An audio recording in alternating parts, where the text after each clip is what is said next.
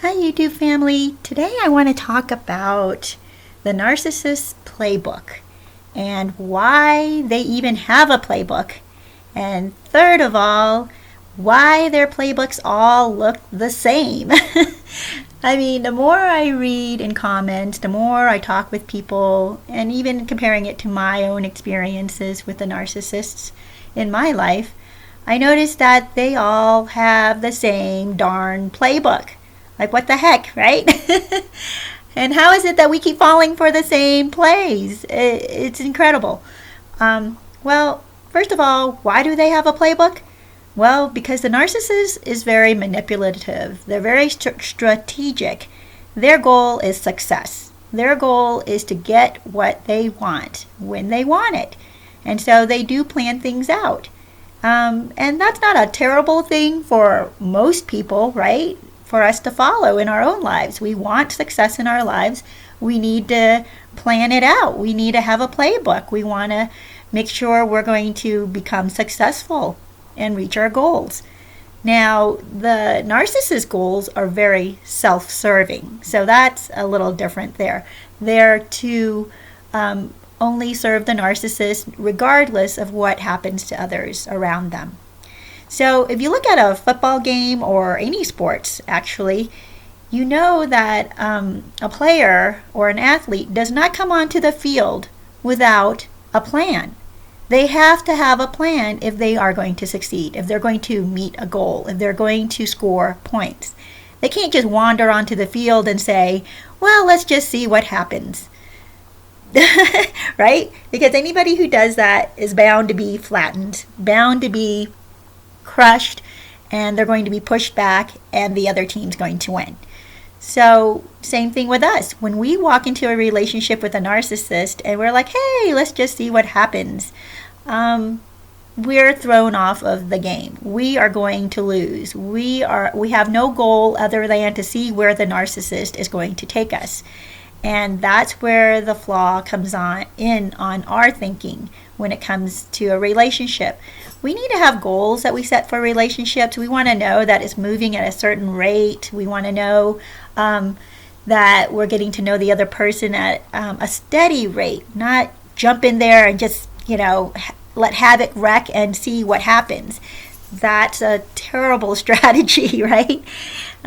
Anyway, so a narcissist, they have a goal, and they want a certain kind of supply or whatever it is they need from you, and they want to extract that. Now, there are players who will get on the field, and there are times that you're going to have to wing it because you can't plan everything out, and you can't know what the other person's going to do or how they're going to move left or right. You have to anticipate, and you have to pay attention. So the narcissist, they do this. They anticipate and they pay attention to what you are doing. So what is this playbook that they have?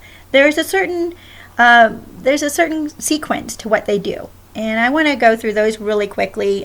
Just the ones that just some of the ones I've noticed. First one is flattery, because they will flatter you with how beautiful you look, how handsome you are, how incredible, how they just love your taste in style or your car or whatever it is. They will flatter you. They love your hair. They love your beard. They love your eyes. Your eyes are so amazing. So all this flattery. And they know the flattery works because we all have a desire to be known, to be seen, and to be appreciated. So they get in quickly with that. Then they start to mirror you. They start to tell you, oh, you love seafood? I love seafood. You love sushi? I love sushi. You love to travel? I love to travel. Because they know we all have a desire or a need to connect with someone who have the same interests or values or plans for a future. Oh, you want children? I want children. You want 5 children? I've always wanted 5 children. You always wanted a big dog. I always wanted a big dog. You love cats. I've always loved cats. Whatever it is, they will mirror you, and you'll feel this you start to connect with them because you have something in common, right? So that's why they mirror you. Now, another thing they'll do as well, when I say they anticipate your next move and how they are able to do that, they ask lots of questions. They'll ask you, what's your perfect day? What would be your ideal person? What is your ideal relationship? Where's the, if you can visit any place in the world, where would you visit? If you can travel back into time, what's the best, what's the time period you would travel into? And they ask these questions, and at first you're thinking, wow, this person really wants to get to know me. I'm so, I feel so connected. I feel loved. I feel like they care about what I think and who I am. But what they're really doing is they're collecting data.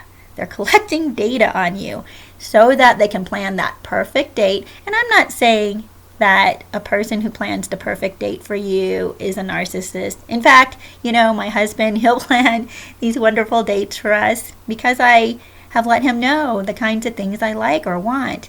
And he does it because he loves me. And anyway, we're in a committed relationship, and he wants to please me and I want to please him. It's mutual. So there's a difference there. The narcissists, they will instantly start doing all of these things to win you over. It's not over a period of time that they do this. It's almost like punch, punch, punch. They're coming in after you, one punch after another, and they are there to get you. So when you tell them all of these things, they will start acting on them. Now, most people don't act on these things immediately. Let me tell you, okay? Because, in a real relationship, you hear this from your partner, what they want, what they desire, and it'll take you a few weeks maybe to even get that into motion. Because it takes time to fulfill the needs and wants and desires of another person. But a narcissist, amazingly, will jump right in and take care of these needs one after another, because they're trying to get you. Now, once they've gotten you, you'll start to see that these things fall off, and they'll stop doing these things, and they won't want to do them anymore because they don't need to do them anymore. Whereas in a good relationship, in a committed relationship, it picks up. As the person gets to know their partner, they want to do more for them. Now, it's not always like that, so don't, get mad at your spouse if things are a little dry right now. Just pep it up again, get together, have a date, get together away from the kids or away from distractions, and rekindle your love. You can do that. So I'm going back to the playbook. Why is it that they have a playbook? Because it works. That's why. When, you look at a football coach, why does he have a playbook? Because it works, right? Why does he put the certain plays in his book and throws out other plays? Because he keeps the plays that work, right? So when a narcissist develops their playbook, they know it's because, then they'll keep certain tactics because they know they work. And that's why we share these stories amongst ourselves, and we're just amazed that they use the same freaking plays, right? Like, how is it? Do they talk to each other? What's the deal?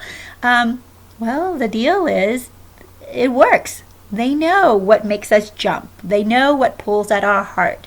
They know what makes us feel comfortable. They know what our desires and needs are. And like I was saying, under flattery and mirroring you, they know we need to be seen, we need to be desired, we need to be appreciated.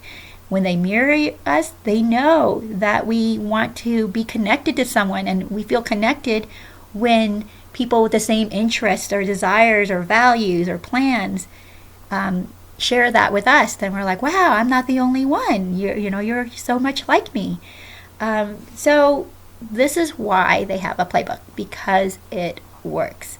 And then why is it that we fall for this? Why do we fall for this playbook? Because we're human. We try to find people who are like us. We try to connect with people, and they know it. They know that we we have needs. So we fall for these things because we're human. And it's okay to have needs and desires and want to be connected and want to be seen, want to be appreciated. It is absolutely okay. And you know what? When you find the right person, they're going to flatter you. They're going to mirror you in certain ways, because they want you to be happy. There are things that my husband likes to talk about that I don't really love to talk about. But you know what? If he's excited, I want to hear him. I want to investigate. I want to ask him questions and bring out this excitement and passion in him. And he does the same with me. I know there are things that I do that don't interest him at all. And he wants to hear me. He wants to, and it's not exactly mirroring, but it's listening, right? It's listening and absorbing and reacting to one another and developing a relationship. That's what's normal. He doesn't do this in order to manipulate me, and I don't do this in order to manipulate him. We do it because we love one another. So the reason a narcissist playbook works is because it imitates relationship. It imitates what a relationship, a healthy or a good or a strong relationship looks like. They pick out the certain plays that will entice us, that will pull us in, that will gain our trust. And we have to be so careful of that when that happens. How do we identify this? Well, you know what? You identify it because a narcissist cannot hide all of their lies. You'll see them slip. You'll see them have moments where they're cheating, like at games, or when they're lying, you'll catch them in a lie, even if it's a lie to somebody else. Now, I've noticed this too in comments and listening to other people. After they've gotten out of the relationship, and myself included, after I got out of certain relationships, I'll go back and think, holy cow, I remember that person lied. I remember that person told me the story. I remember the excuses. I remember them taking advantage or manipulating another person, like right in front of my eyes. But then I kind of let it go because I'm in disbelief. I don't want to believe that this is really them. Whatever it is, I deceive myself, right? And I think we tend to do that when we like somebody.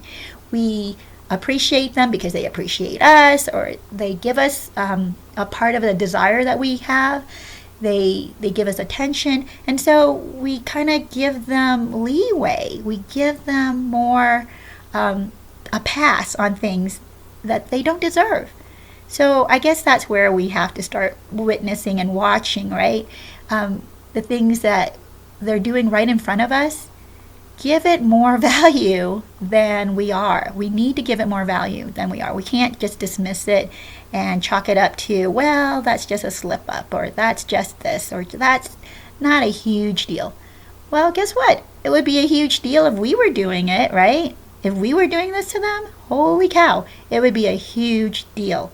So hold them to the same standards that you hold yourself. I think that's the first thing. When you look at the manipulations from a narcissist, hold them to the same standard that you would hold yourself. Another thing that we need to do is have a healthy sense of skepticism, because when someone's flattering you, oh, you're so intelligent, you're so funny. I mean, it's great to hear those things about yourself, but treat it like a grain of salt. It's nice to hear, but don't give it too much value from the person that's saying it. Like, you can believe this about yourself, and that's great. You know, you're intelligent, or you're funny, or you're personable. That's great. But don't give the person saying it to you a ton of value for saying it.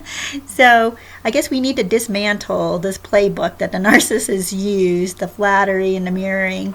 You know, you got to take it with a grain of salt, the things that they say back to you. So YouTube family, I hope that this has helped you to identify some of the plays they have in their playbook, and also to realize that we do have weaknesses as humans. We have desires and needs, and that's okay. We just need to be more vigilant who we let in. So if you like this video, please subscribe, and please like it, and please comment below. I wish you lots of love and wholeness and health.